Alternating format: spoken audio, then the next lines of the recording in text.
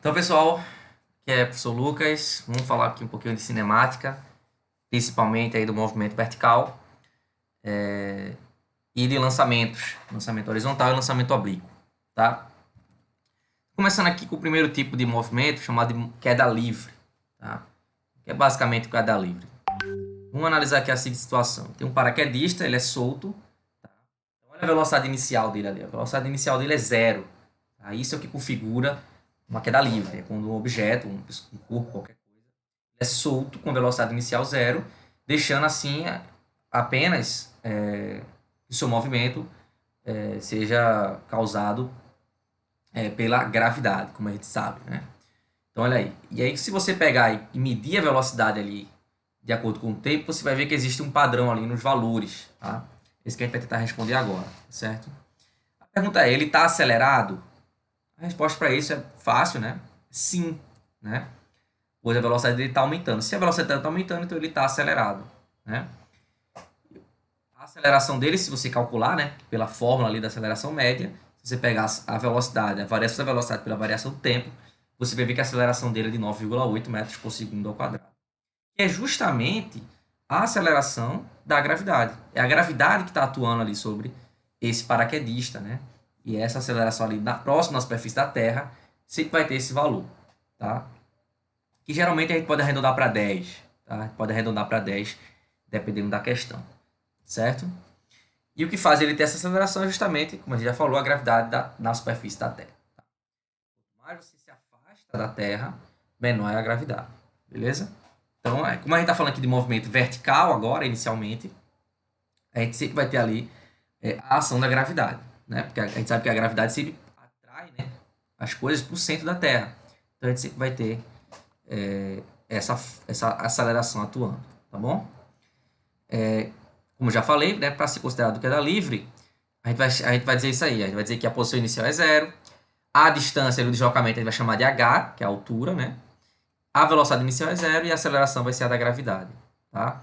E aí, quando a gente pega as equações do movimento lá da cinemática que a gente estudou no começo, e a gente olha para cá, a gente vai resultar nisso. Então, em vez de ter o sorvetão, como a gente conhecia antes, a gente vai ter hgt ao quadrado sobre 2. A velocidade a gente pode calcular utilizando Lavoisier ou a equação de Torricelli, adaptadas, né? E a aceleração, como já falei, 9,8 metros por segundo ao quadrado. Então, essas são as equações na queda livre que a gente vai utilizar, certo?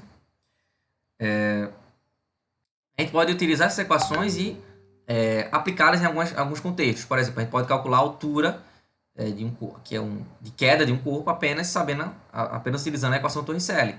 Olha aí, imagina que eu tenho essa equação Torricelli, né? V ao quadrado é igual a 2gh, eu posso isolar o h, né? E aí eu vou ter que h vai ser v ao quadrado sobre 2g. Isso aí são as mesmas equações que a gente já trabalhou anteriormente, só que aplicada a esse contexto, tá? Ou, por exemplo, posso calcular o tempo de queda. Basta pegar a mesma equação que a gente viu antes, isolar agora o t. Então, olha aí, ó. O 2 está dividindo, passa multiplicando, o g está multiplicando, passa dividindo, o t está ao quadrado, né? Então, passa a raiz. Essa é a forma para calcular o tempo de queda. Repare que não depende da massa do objeto, né? Isso é muito importante. Galileu falou isso, né, há séculos atrás.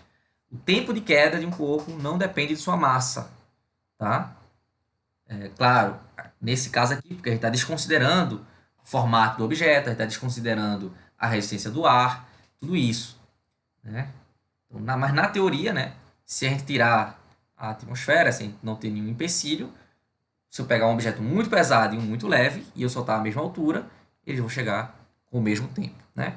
Esse experimento foi feito na Lua, com um martelo e uma pena, né, com os astronautas, e foi mostrado exatamente isso que eu estou dizendo. Se eu soltar um martelo e uma pena na Lua, eles vão cair exatamente com o mesmo tempo, tá? E a gente já pode fazer uma primeira questão, que é o seguinte. Digamos que eu tenho um objeto que ele é solto de um prédio, tá? E ele demora 4 segundos para cair, para atingir o solo. Considerando g igual a 10, para facilitar as contas, vamos primeiro calcular a velocidade. Para calcular a velocidade, muito fácil. Você vai multiplicar a gravidade pelo tempo. 10 vezes 4 vai dar 40 metros por segundo. Essa é a velocidade que o objeto atinge o solo. Tá? Qual seria a altura desse prédio? Se eu quero calcular a altura, eu posso utilizar aquelas equações que a gente viu anteriormente, né? hgt ao quadrado sobre 2.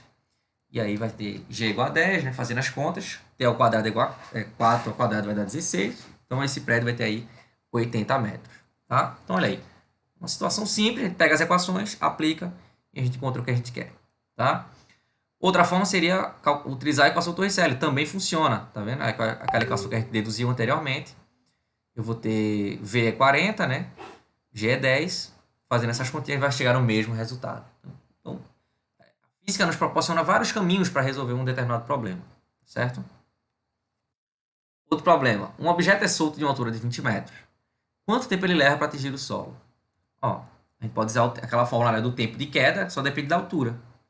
Vai ficar 2 vezes 20 sobre 10, raiz de 4 igual a 2. Então, se eu soltar esse objeto, ele leva 2 segundos aí, se ele tiver uma altura de 20 metros. Tá? Vocês podem testar isso, né? Quem mora aí em um lugar mais alto, você pode soltar e contar quanto tempo ele leva, né? Com um cronômetro, e você realmente vai chegar nesse próximo disso, tá? Outra questão. Uma moeda cai de uma torre de 20 metros. Qual será a velocidade que ela vai atingir? Veja só, nessa questão eu não tenho tempo. Se eu não tenho tempo, então vou usar a equação de Torricelli. Tá? Eu sei a altura, sei a gravidade, posso calcular a velocidade tranquilamente. 2 vezes 10 dá 20, né? Dá 400 ali. Tá ao quadrado passa a raiz. Então a velocidade vai ser de 20 metros por segundo. Essa é a velocidade que a moeda atinge o solo. Tá? Não é tão complicado, é só você pegar as equações e aplicar. Agora aqui tem uma questão interessante. Se eu calcular o tempo de queda de um martelo solto aqui na Terra e na Lua, o que vocês acham que vai acontecer com o tempo? Né? O tempo vai ser maior ou menor? Em qual lugar? Né? E aí a gente vai soltar de uma mesma altura, considerando ali uma altura de 80 metros, uma altura alta. Mas a gente vai notar que a gravidade na Terra é maior do que na Lua. A gravidade aqui na Terra é de 10 metros por segundo ao quadrado aproximadamente. Já na Lua é 1,6 metros por segundo ao quadrado, ou seja, bem menor. Né? E aí, utilizando as equações para ambas as situações, a gente vai ver o seguinte, vamos lá. Claro, desconsiderando a resistência do ar, né? Então, aqui na Terra, vai ser 2 vezes 80, né, sobre 10, vai ser a raiz de 16, que dá 4 segundos. Então, aqui na Terra, esse martelo leva 4 segundos para atingir o solo. Agora, e na Lua? Né? Na Lua, vai ficar 2 vezes 80, na 160 dividido por 1,6, isso vai dar a raiz de 100, que vai dar igual a 10 segundos. Então veja, se eu soltar um objeto aqui na Terra demorar 4 segundos, na Lua vai demorar 10 segundos. Né? Muito mais tempo. Né? Então na Lua, por ter uma gravidade menor, as coisas demoram mais para cair. Interessante isso. Né? Agora eu vou falar aqui do lançamento vertical. A gente viu o caso de queda livre quando a gente solta o objeto, obviamente ele vai cair, né? Então ele vai ter uma direção para baixo. No caso do lançamento vertical, a gente pode considerar o seguinte: o referencial vai ser importante. Né? Então, se eu jogar ele para cima, por exemplo, a gente vai dizer que a velocidade dele vai ser positiva, mas a gravidade vai frear ele. Então, por isso que chega um momento, né, onde ele vai atingir ali o ponto máximo da altura máxima, que eu coloquei ali o ponto B, a altura máxima, a velocidade dele vai ser zero. Né? Então, lembre-se disso. Na altura máxima, em um lançamento, a velocidade é igual a zero. A velocidade vertical é igual a zero. Tá? Depois que ele atinge esse ponto da altura máxima, a gravidade aí continua sempre, né, puxando ele para baixo. Então ele vai começar a voltar a cair.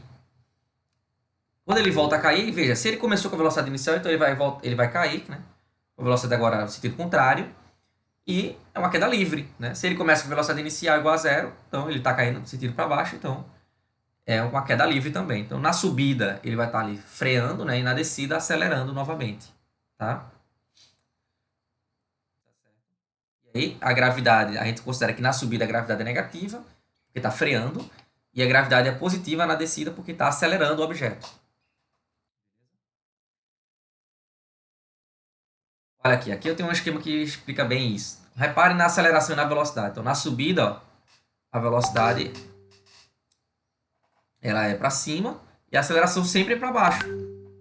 Né? A aceleração da gravidade sempre vai ser para baixo. Então, quando eu jogo um objeto para cima, a aceleração continua puxando para baixo. Né? Por isso que ele faz essa trajetória, como vocês estão vendo aí. Beleza? Adaptando as equações do movimento, também vai chegar às mesmas equações Porém, eu só alterei algumas coisas, né? O sorvetão, eu troquei o S, coloquei H, né? O vovô ateu, eu coloquei, tirei o A e coloquei G. Enfim, são as mesmas equações, pessoal. Sorvetão, vovô ateu, né? A equação de Torricelli, são as mesmas equações. Eu só fiz trocar ali as letrinhas, né? Mas funciona da mesma forma, tá certo? Então, uma coisa interessante que é o tempo, tá? Se eu isolar aqui o tempo ó, nessa equação, eu vou chegar aqui o tempo de subida é igual a V sobre G, né? A velocidade de lançamento sobre G, né? E aí a gente vai perceber que o tempo de subida é igual ao tempo de descida, tá certo? Porque essa é a mesma equação lá do queda livre que a gente viu antes. É a mesma equação. Então, o tempo de subida e o tempo de descida são iguais. Isso que eu queria que vocês entendessem. E aí também a gente pode calcular a altura máxima. Olha aí, utilizando a equação de Torricelli, né? A velocidade na altura máxima é igual a zero, então a gente anula, isola ali a altura. A gente vai chegar nessa equação que é muito parecida com a equação que a gente viu anteriormente. É a mesma equação, na verdade, tá? Só que essa aqui é da altura máxima.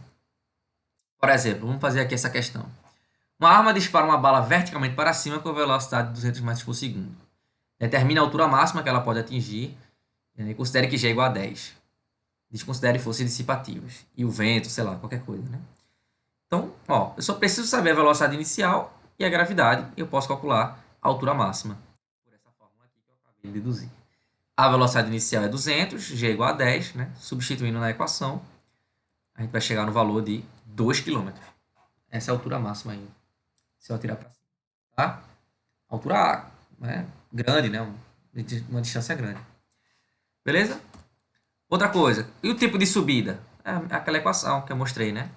O tempo de subida é igual à velocidade inicial sobre G, vai dar 20 segundos. E o tempo de descida é igual ao tempo de subida, né? Logo, também é 20 segundos.